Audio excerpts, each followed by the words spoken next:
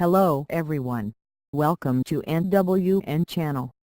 Today, NWN channel to show you some hot news on the world. The first news is Clinton and Trump trade barbs at all-Smith dinner.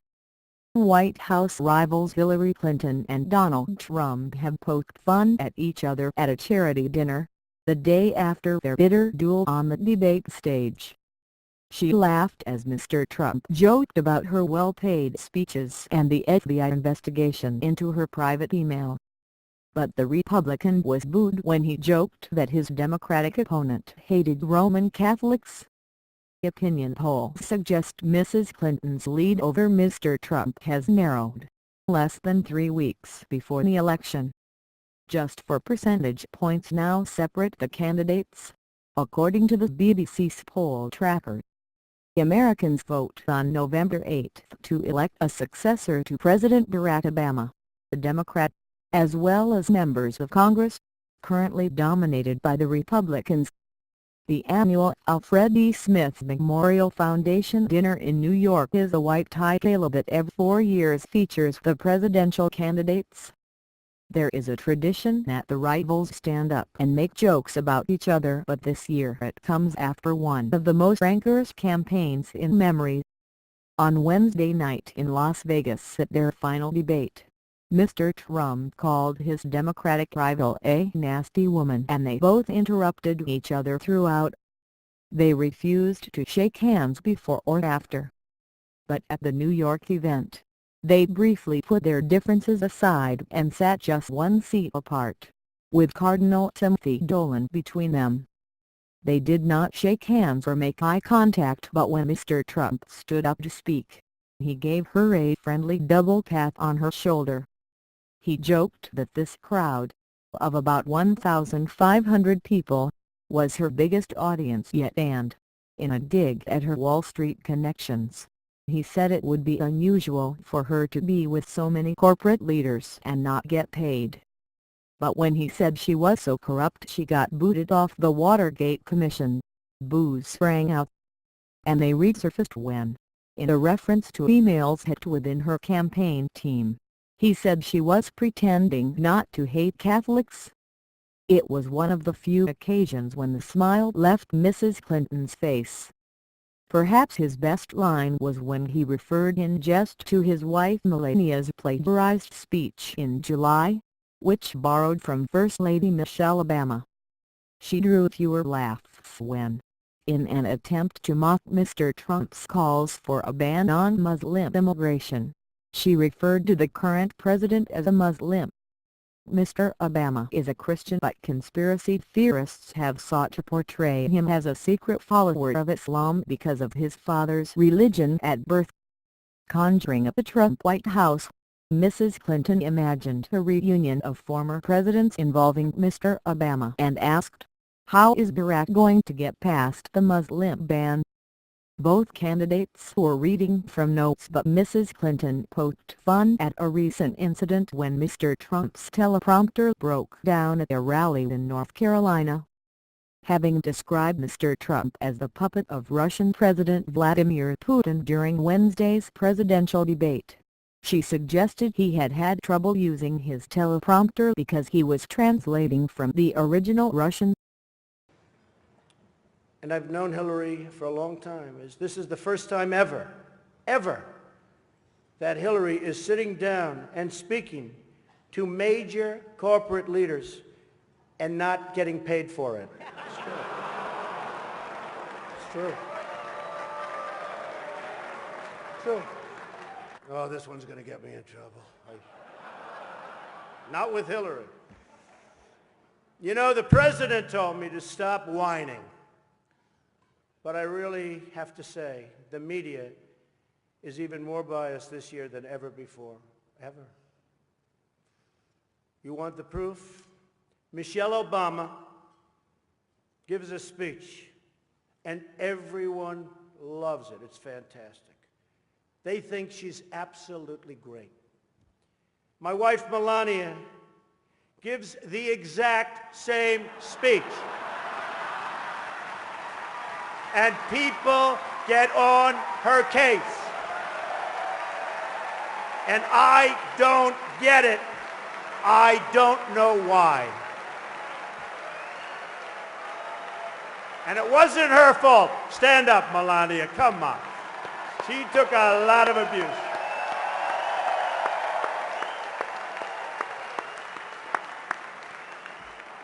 Oh, I'm in trouble when I go home tonight. She didn't know about that one. Am I okay? Is it okay? Cardinal, please speak to her. Hillary is so corrupt. She got kicked off the Watergate Commission. How corrupt do you have to be to get kicked off the Watergate Commission? Pretty corrupt. We've learned so much from WikiLeaks. For example, Hillary believes that it's vital to deceive the people by having one public policy and a totally different policy in private. That's okay. I don't know who they're angry at, Hillary. You're right. This is such a special event that I took a break from my rigorous nap schedule to be here. Now, I'm going to try my best tonight. But I understand I am not known for my sense of humor. That's why it did take a village to write these jokes. People say, and I hear them, I know, they say, I'm boring compared to Donald. But I'm not boring at all. In fact, I'm the life of every party I attend, and I've been to 3. And when the parties get out of hand, as occasionally they do, it's important to have a responsible chaperone who can get everyone home safely. And that is why I picked Tim Kaine to be my vice president. But every year, this dinner brings together a collection of sensible, committed, mainstream Republicans, or as we now like to call them, Hillary supporters. Now, as I've said, we've now had our third and thankfully final debate. Sharing a stage with Donald Trump is like, well, nothing really comes to mind. There is nothing like sharing a stage with Donald Trump. Donald wanted me drug tested before last night's debate. And look, I got to tell you, I am so flattered that Donald thought I used some sort of performance enhancer. Now, actually, I did. It's called preparation.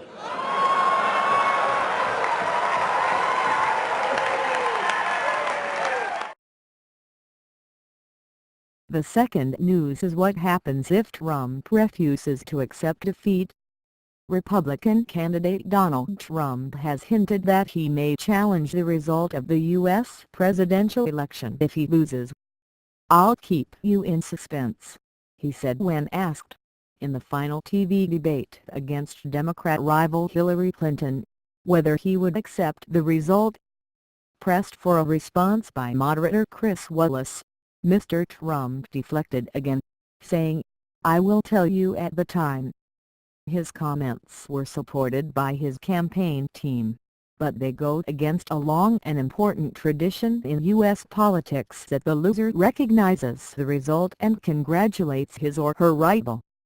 Mr. Trump's campaign manager Kellyanne Conway and his advisor, former New York Mayor Rudy Giuliani, said the candidate's stance was not unprecedented. Mr. Giuliani said that while the peaceful transfer of power was important, so too was the accuracy of the election. He said that if the result was close, the campaign would not accept it. He compared the situation to the contested result in 2000, when George W. Bush beat Al Gore. Al Gore didn't accept it, did he? He went to court over it, he said. What happened with Al Gore? The contest between Mr. Gore, the Democrat, and Republican candidate George W. Bush in 2000 was one of the closest contests in the nation's history. The result hinged on the state of Florida, where a narrow margin of victory led to numerous lawsuits and weeks of legal battles, triggering a recount. The argument reached the U.S. Supreme Court, which put a stop to the recount. The contested votes were eventually awarded to Mr. Bush, granting him victory. Mr. Gore, who won the national popular vote by a margin of more than 500,000 but narrowly lost in Florida, finally conceded defeat on December 13, 2000. Tonight, for the sake of our unity as a people and the strength of our democracy, I offer my concession, he said. So what can Mr. Trump do? Mr. Trump's options are limited. As with Mr. Gore, if the result is too close to call, he will have the legal right to contest the outcome and demand a recount. If he believes that electoral fraud has taken place, he can issue lawsuits against officials in any of the states suspected of wrongdoing. In the event that Mrs. Clinton wins with an overwhelming majority, Mr. Trump can refuse to accept the loss, but there is nothing he can do to alter the outcome. But while refusing to concede may not alter the result, it would be considered a jab at the very heart of the U.S. democratic and political system. Moderating the third and final debate on Wednesday, Mr. Wallace said the peaceful transition of power following hard-fought campaigns was a fundamental U.S. tradition. The loser concedes to the winner and the country comes together, Mr. Wallace said. But refusing to concede could cause trouble if Mr. Trump loses and fails to accept his loss. The implications could reach beyond the courts. His accusations of a rigged election, coupled with a refusal to accept defeat, threatens to prompt unrest among his supporters. The billionaire Republican commands a loyal following, many of whom believe he is an anti-establishment figure being victimized by the Washington political elite. He has been accused of whipping up conspiracy theories and inciting violence among his supporters. Last month he sparked a backlash after suggesting Second Amendment people or gun owners could take action against Mrs. Clinton. Ladies and gentlemen, I want to make a major announcement today. Do you make the same commitment that you will absolutely accept the result of this election? I will look at it at the time. I'm not looking at anything now. I'll look at it at the time. I'll keep you in suspense. I would like to promise and pledge that I will totally accept the results of this great and historic presidential election if I win.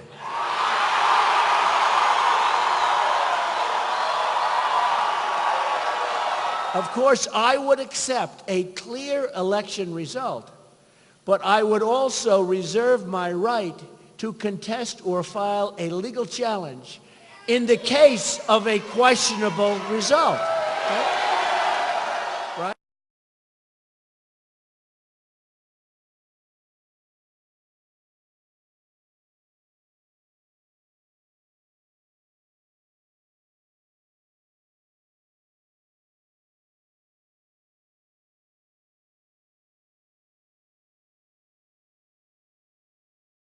Look, Putin, wait. from everything I see, has no respect for this person. Well, that's because he'd rather have a puppet as president of the United States. No puppet. And it's pretty clear. You're the puppet. It's pretty clear you won't admit No, you're that the the puppet. Russians have engaged.